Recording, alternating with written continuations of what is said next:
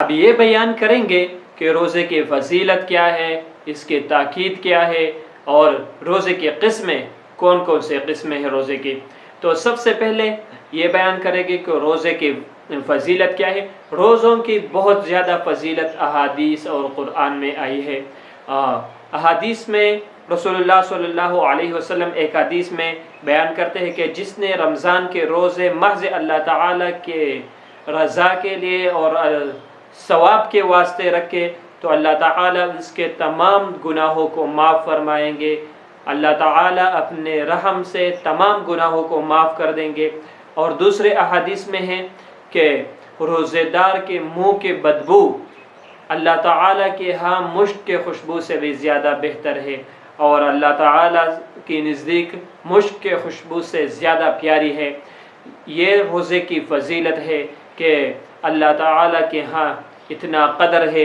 روزے کی بہت زیادہ حکمتیں ہیں کہ روزے رکھنے میں بہت زیادہ حکمتیں ہیں۔ مثلا اپنے نفس پر قابو پانا، روزہ رکھ کر تم اپنے نفس کو قابو کر سکتے ہو اور شیطان کو ناراض کر سکتے ہو۔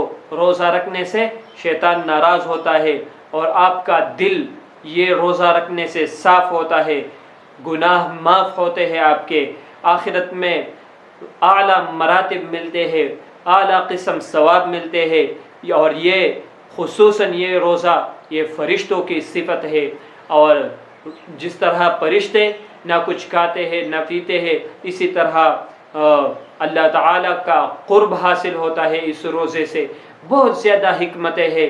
اب آتے ہیں کہ روزے کی قسمیں کون کون سی ہے۔ روزے کی قسمیں بیان کریں گے۔ ابتداءً روزے کے 4 قسمیں ہیں۔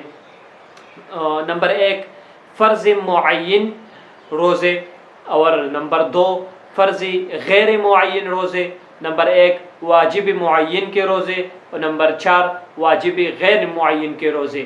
نمبر 1 یہ ہے فرض معین کے روزے، جن روزوں کا وقت معین ہے اور وہ ہر سال آتا ہے، یعنی رمضان المبارک کے روزے، یہ فرض معین کے روزے ہیں، اور اس کے فرضیت قرآن، احادیث اور اجماع سے یہ ثابت ہے۔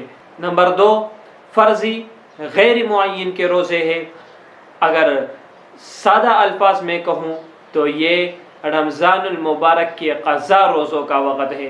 جن فرض روزوں کا کسی خاص وقت میں رکھنا متعین نہیں ہو، یعنی رمضان المبارک کے قضا روزے خواہ جس وقت چاہے وہ آپ رکھ سکتے ہیں، آپ سے کسی عذر کے وجہ سے چھوڑ دیا گیا ہو یا بغیر کسی عذر کے، اس کے لیے وقت مقرر نہیں ہے، یہ اس وجہ سے فرض غیر معین کے روزے کہلاتے ہیں۔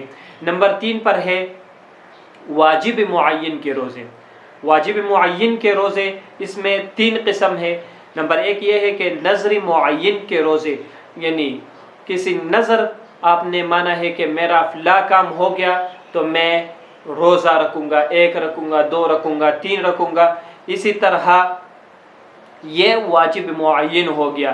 مثلا کسی نے جمعرات کے دن کا روزہ کے نظر مانی ہے کہ میں جمعرات کے دن کا روزہ رکھوں گا، تو یہ اس پر واجب ہے، وہ جمعرات کے دن روزہ رکھے گا۔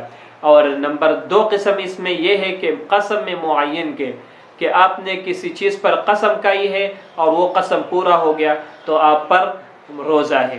اگر کسی اکیلے شخص نے رمضان یا شوال کا چاند اکیلا دیکھا، خود دیکھا، تو اس پر اور اس کی شہادت شرعاً قبول نہیں کی گئی ہو تو یہ واجبی معین کا روزہ ہے، اس پر اس دن کا روزہ رکھنا واجب ہے۔ ٹھیک ہے، اب نمبر 4 پر آتے ہیں واجب غیر معین کے روزے۔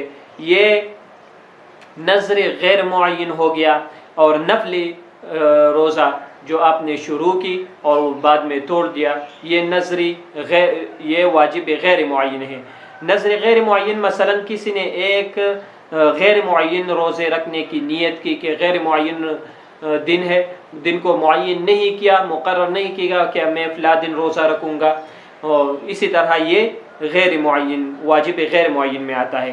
نمبر 2 قسم اس میں یہ ہے، اگر کسی نے نفلی روزہ شروع کی اور بعد میں اسے توڑ دیا تو یہ اس پر واجب ہے کہ اس کا قضا کرے، خواہ کسی بھی ٹائم ہو، اس کے لیے وقت مقرر نہیں ہے، اسی وجہ سے اس کو واجب غیر معین کہتے ہیں۔